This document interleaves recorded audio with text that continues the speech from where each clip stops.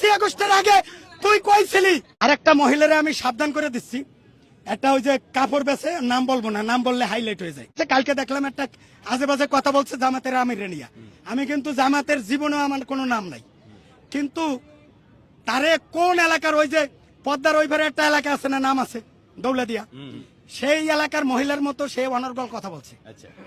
সে যেভাবে জামাতের আমিরের কথা বলছে, জামাতের আমির তো ভালো, শিবির তো ভালো হয়ে গেছে, না হলে ওরা যে কি করতো সেটা তো আপনারাই বুঝেন। তুই যে কইলি তাদের নিবন্ধন বাতিল চাই, আমি তো তোর বিয়ে বাতিল চাই। তোর বিয়ে অবৈধ। তুই ব্যুরো বেটার সাথে ছিলি, তার টাকা পয়সা লুটে খালি। এখন তুই নিবন্ধন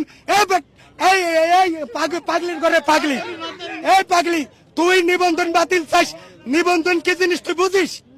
একে আমতার, একে নিবন্ধন, এটা জামাতের নিবন্ধন, এটা হাসিনা বাতিল করতে নাই।